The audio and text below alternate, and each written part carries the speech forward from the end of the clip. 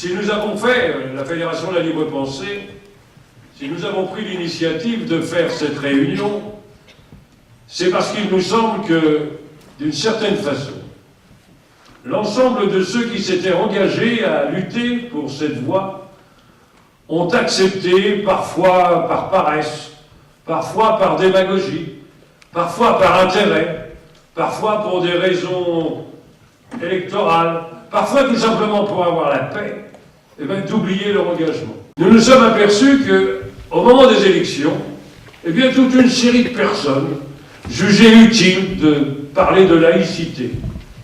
On a eu une laïcité, je dirais, en arc-en-ciel, sous toutes ses formes. On a eu le droit à la laïcité plurielle, laïcité moderne. Mais ce qui nous a le plus choqué, c'est quand on parlait de laïcité tolérante. Et nous sommes dans l'obligation, et nous le faisons régulièrement, nous, dans le cadre de la libre pensée, d'expliquer que c'est un véritable retournement dialectique. Oser parler de laïcité tolérante, c'est oublier totalement que la laïcité est née justement par réaction à l'intolérance des religions. Chers camarades, c'est avec un immense plaisir en tant que syndicaliste libre et libre penseur, que je vous accueille dans cette salle rénovée de la Bourse du Travail.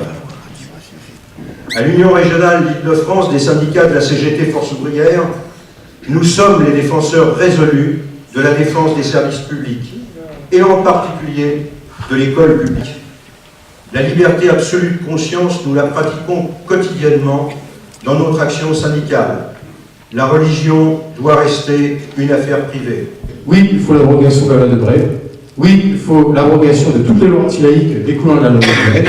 Et oui, il faut l'abrogation de toutes les contre-réformes réactionnaires de Sarkozy. C'est pourquoi nous pensons que cette lutte pour l'abrogation de la loi Debré va trouver sa traduction dans la mobilisation, dans la rue, contre toutes les politiques réactionnaires. Je vous remercie. Le principe simple, argent public à l'école publique, argent privé à l'école privée, devrait pourtant être le seul principe qui s'applique en matière de liberté de l'enseignement. Les radicaux de gauche ne récusent pas la liberté de l'enseignement, mais ils n'acceptent pas que la puissance publique finance au détriment de l'enseignement public un enseignement privé.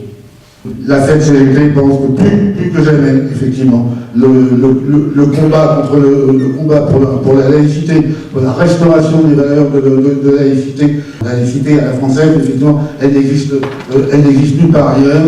Et toutes ces remises en cause, on n'a pas parlé du concordat, mais là aussi, il y a eu des engagements électoraux qui n'ont pas été tenus. Le rassemblement organisé le 7 décembre 2012 témoigne de la détermination de l'ALP à poursuivre l'action pour l'abrogation de la loi Debré, mère de toutes les lois anti-laïques. Ce combat est celui que mène le Parti ouvrier indépendant, aux côtés de tous les citoyens et citoyennes et organisations attachées à la laïcité de la République et à son école publique gratuite et obligatoire. Refuser les dogmes, refuser l'inféodation de la pensée à une intelligence supérieure ou à une autre transcendance. Et puis c'est pour cela, et j'en terminerai par ces mots, que le scandale de la loi Debré doit cesser. C'est pour cela que la loi Debré doit être abrogée, que l'école privée doit pouvoir seule à son financement, et qu'enfin que l'argent public doit aller à l'école publique. Je vous remercie. La défense de la laïcité exige des actes, et dans notre histoire nationale et républicaine, elle a toujours été un combat. Unissons-nous pour le mener, je vous en remercie. Les cadeaux au privé et les atteintes multiples à l'école publique, comme de manière plus large les atteintes à la laïcité, justifient pleinement qu'on s'exprime le plus fort et collectivement possible pour les dénoncer et obtenir des reculs. Il n'y a pas d'accommodement, quand bien même il se draperait du terme de raisonnable ou de positif. Il n'y a pas d'accommodement. Il y a dans ce pays une résistance qui s'organise. Notre présence dans cette bourse du travail n'est pas seulement un symbole. Notre présence est l'incarnation de cette résistance. Citoyens jureurs d'hier, citoyens pétitionnaires d'aujourd'hui, abrogation de la loi Debré, mère de toutes les lois anti-laïques, abat la calotte et vive la sociale. Je vous remercie.